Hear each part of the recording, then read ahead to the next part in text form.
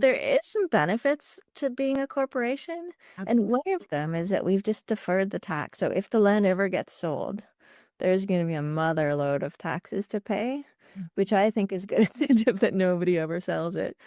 Farming everywhere, there's not a lot of profits, but we are doing our best to steward the land, making wise investments so the farm is more profitable. And it's our hope that one day it really is. We know climate change is here. We have to pack away some cash because there will be bad years, and we need this to go on forever. We're looking at maybe growing some herbal medicine just as another channel to diversify. We put a picnic shelter on the property, like a big long table dinner venue. Oh, nice. So we're looking at having somebody come and make long table dinners as a community builder, but also another revenue stream just in case. Welcome to the Farm Family Harmony podcast. I'm Elaine Froese, Farm Family Coach, here with another episode full of transition tips, tactics, and sometimes hard truths to get harmony on your farm.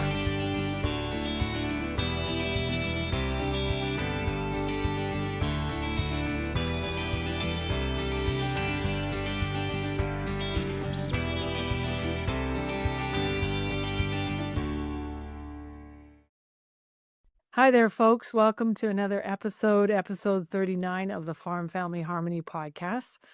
Today, I have a success story for you. People are always asking, Elaine, can you tell us some happy endings or good stories about how farms have transitioned? So my guest today is Robin Tunnicliffe. And Robin, you and I met years ago at a workshop. I think it was in Saanich on Vancouver Island. And at that time, you didn't have a farm that you belonged to, maybe. So let's just start there with what's happened since I last saw you. Yeah, actually, your workshop was pretty instrumental. I was part of a group that brought you to the island, and I brought my boss, Bob Mitchell, who was the sole owner of Sea Bluff Farm at that point. And we had talked about transition and farm succession, but we just really didn't know where to start. So we came to your workshop and got your books, and it gave us a bit of a start for a conversation that continued for about 10 years after that. See, and so I have been around for more than 10 years. And so that was the beginning. So you obviously had a working relationship with Bob because he was your boss. And I'm sure a lot of young farmers listening to this, Robin, are really concerned because we have two scenarios. We have the scenario where you don't have a farm to transfer into because you don't come from a farm or your farm wasn't sustainable for you to come back to your own family farm. So what we call this in coaching is we call this a non-related business or a joint venture, which is awesome. And so the curiosity is, why did it take 10 years and what happened after that workshop? What year was that? I don't remember. It was a long time ago. It was a long time ago. Yeah. 2019 or something, or maybe even before that. Regardless, you and Bob obviously knew you could work together because you had worked for him as an employee. So after the workshop, tell me and describe what kind of farm was it that you wanted to be part of and what happened next. Yeah, so Bob had lured me to Sea Bluff. I was leasing land in Saanich, and he was really a visionary in that he knew he had a prime piece of agricultural land. He knew he had a son, but his son wasn't interested in farming, and he wanted to pass this farm on. He wanted to ensure that it stayed in agriculture. So when he was hiring me, he said, if you nail this, this farm's yours. Wow, that's a great offer. Yeah. So he was very, just motivated by social justice that, farmland never ends up in the hands of people that work the land. And he wanted to change that. And especially on Vancouver Island where you live, it's precious because every piece of land there is very precious for agriculture and for food security for the island as well, too. So this property is the best place to farm on the whole island. It really is. So what's the nature of your farm? What are you producing? We do mixed vegetables. So we do 40 different kinds of vegetables. December is our biggest month. We produce a lot of winter greens. Oh, Um, when I was here for the interview, I could see that the land was subsoil drained, and I thought, "Whoa, dreamy." yeah. Um, yeah, and one of the reasons Bob settled here, his family, his dad came from Saskatchewan and was very snow averse.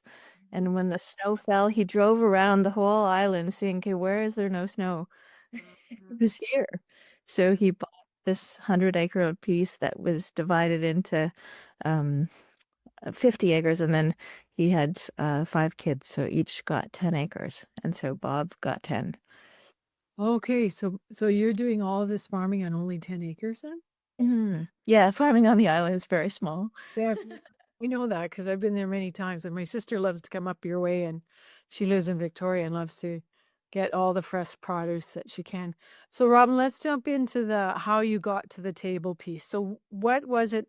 First of all, Bob was a visionary. He was Mhm. open to having a non-family member because his own son did not want to farm. Did he put a timeline on that? Did he tell his son, by such and such a day, you have to give me a yes or no? Because in coaching, people say, "Oh, Elaine, everybody on this farm is welcome to come back." And I go, "No, that's not a good idea." Timelines, right? Yeah. As you're getting older, you're a young farmer, you want security for your future. So how did you get Bob to the table? Yeah, so, Bob was visionary, but he was an outlier in every way.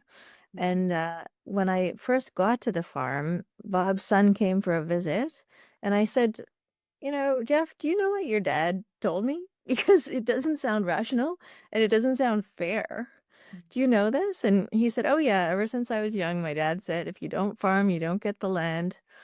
And so he was good with it. So um, So that that was a that big culture, yeah, and sorry for interrupting, but that culture of understanding with Jeff the son started at a very young age, Robin, and I call that the culture is how you what you believe to be true, how you behave with each other, and how you make decisions.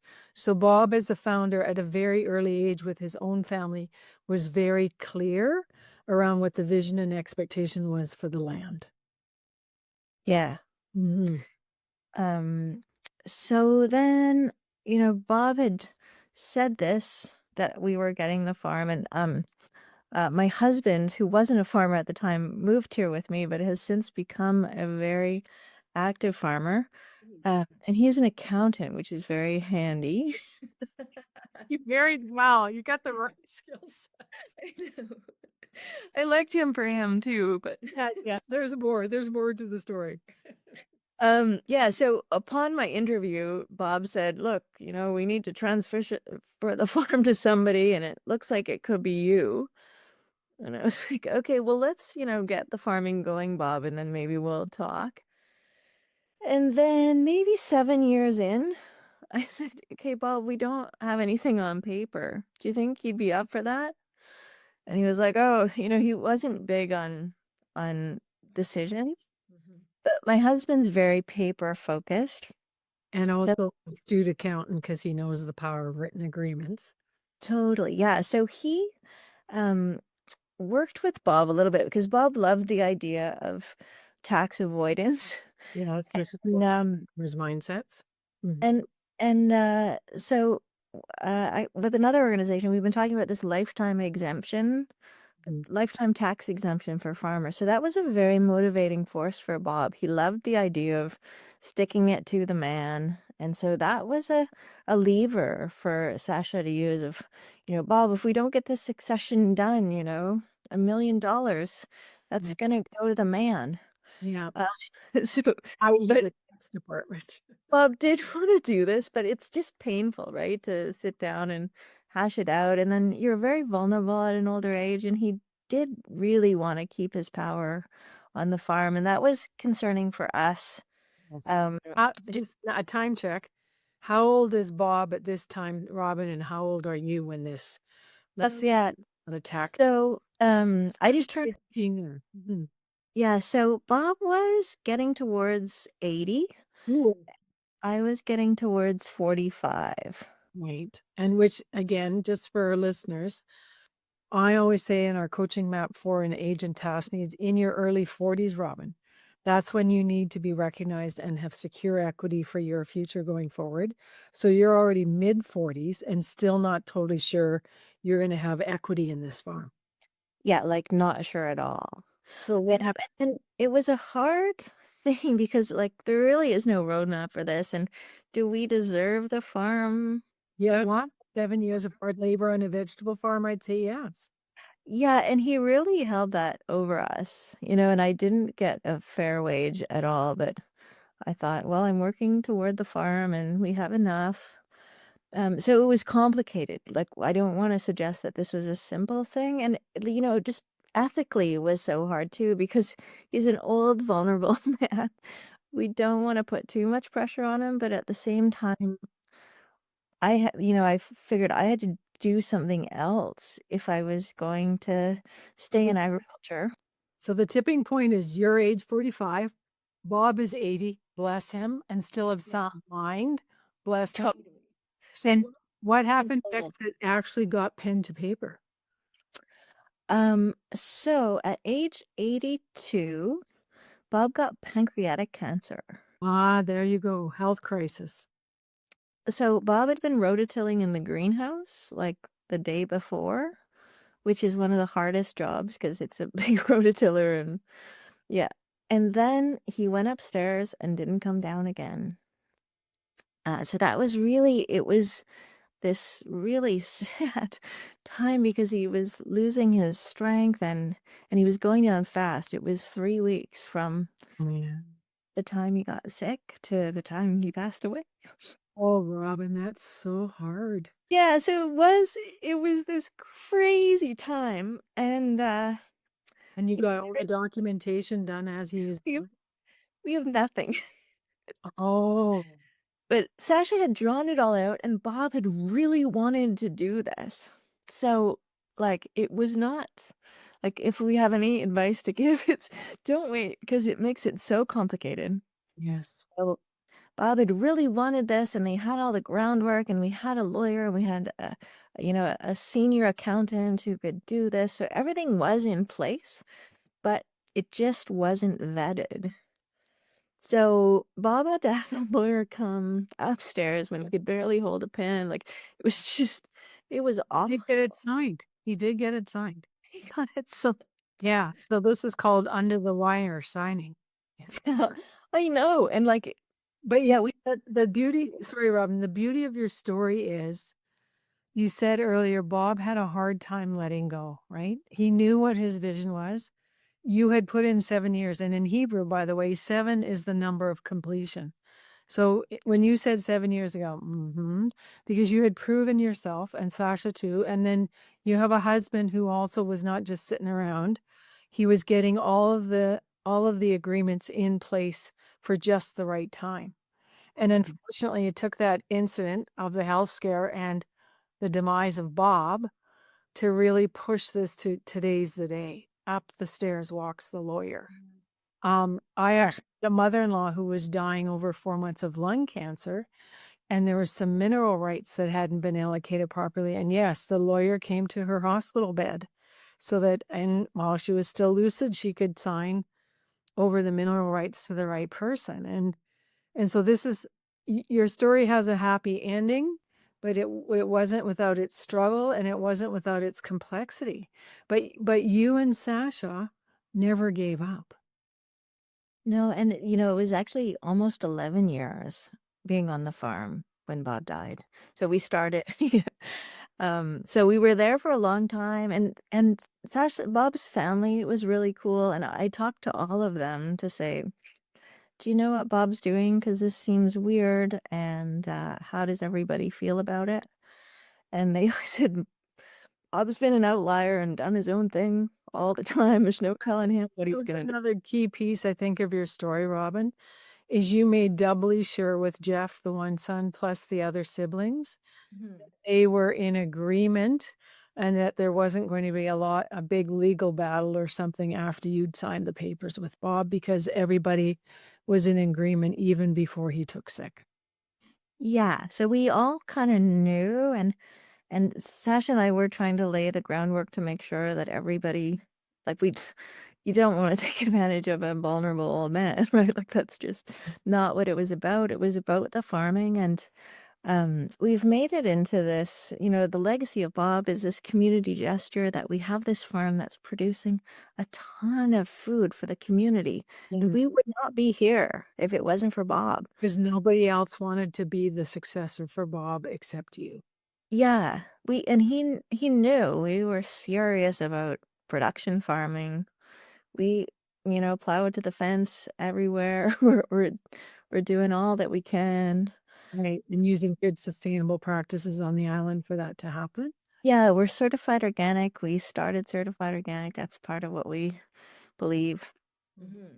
So, Robin, what's your succession plan now that how old are you now? Well, yeah, that's it. So I'm just turning 51 and we don't really have anything. We've had a bunch of younger farmers approach us like what's going on? And Sasha and I are still way into farming. We're running this thing. We're joking that our successor hasn't been born yet Oh, okay. because we really want to keep going for another 20 years. Okay. But that said, we have to get our groundwork in place. We don't have any kids, so it'll be Another joint venture about to happen, even in yeah, it'll be another community gesture. We do have our eyes open for the right farmers.